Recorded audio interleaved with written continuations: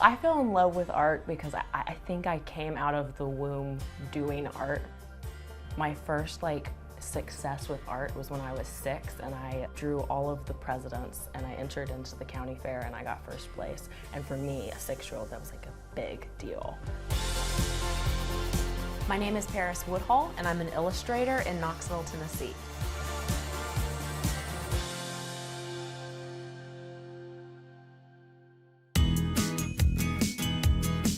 My parents always encouraged us to do entrepreneurship at a young age, so we actually had multiple businesses growing up at the farmer's market, probably like age 8. I had a card making business, a chocolate sauce making business back when there was no regulations on food. I went to art school for painting and drawing, and through managing a local art store, I just really decided that that is what I wanted to do. I wanted art and business, and I loved that marriage together for me.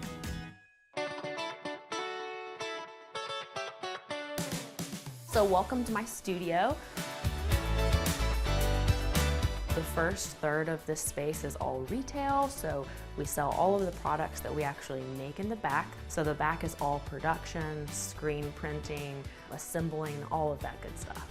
I think my brand is, colorful, fun, and I want people to feel a connection with the product. I want them to chuckle, or I want them to be like, ooh, I feel seen. One of those things. We've got keychains, stickers, earrings, and then this really fun candle that we actually collaborated with a local candle maker for, and then tea towels and puzzles.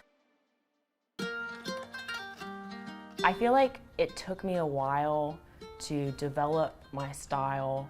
I interned at a local letterpress studio, the Happy Envelope. Illustrated maps on wedding invitations were like the hot thing. So she wanted me to try my hand at it, and I became obsessed. I practiced on Knoxville, and I started doing my maps all around local business. I wanted people to feel included, so I asked for feedback for what locations to put on my maps. And that's kind of what started ramping up my business, because people love those maps and I still sell them today. And then I'll say, I feel like my style changed the moment I got an iPad and I started drawing digitally, and all of a sudden, you could not stop me. I was so quick, I was on fire. Find some good things. I did, all thank the you. ornaments. My custom work's changed so much from when I first started. My commissions used to be pet portraits and family portraits. And so that just slowly scaled. People would take more and more, risk on me. And I remember my first mural project, I'm like, I have nothing in my portfolio to suggest to you all that I can do a mural, but they're like, you can do it.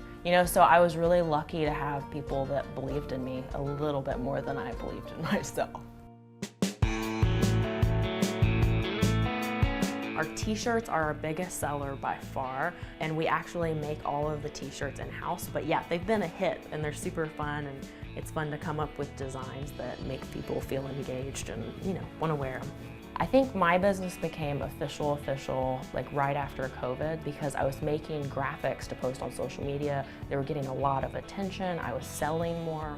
Online sales went up 200% for me. I mean, it was wild. And so I was like, I don't know why I'm not taking this more seriously. So that's when I went full-time and really started making it a thing. Do you want to come see the back of my studio? Let's do it. So my studio space was literally our second bedroom, very small footprint.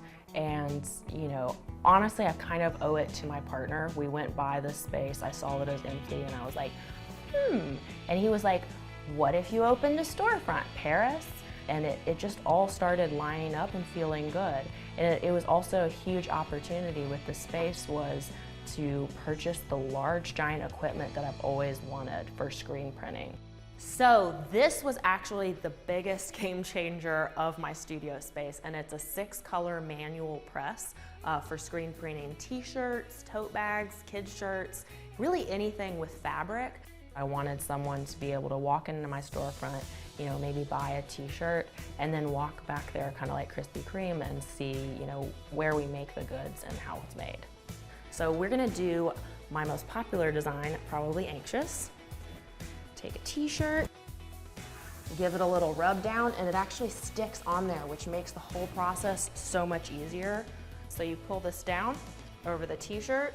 I've got loads of ink on my screen, and then I do what's called a flood, which means you're not really pushing that hard, you're just kind of coating it. You're kind of like icing the cake. And then you put muscle into it. One of my missions is to teach women production screen printing because it's such an underrepresented, I mean, in production screen printing is a man's world. You look up YouTube and it's like some dude printing a needle and a knife like on a t-shirt, like it's way different. And then you lift it up and then you have a perfectly printed t-shirt. I think the thing that I'm the most excited about is that my business is now open. Phew. And so I feel like with that, now I can focus on all of the cool opportunities that are being thrown at me because of it. So I'm kind of doing the things that I've been doing, but at a larger scale. And then right over here actually is where we shoot all of our products. So it's really fun because our space is pretty much beginning to end. I can literally turn around a product all in like maybe a couple of days. I think my advice would be, don't be too timid or shy to push publish before you're like completely 100% about what you made, because you could get a lot of advice and it could be a lot quicker. You could reach that point where you have a viral product a lot quicker because you opened yourself up to, you know, advice and opinions.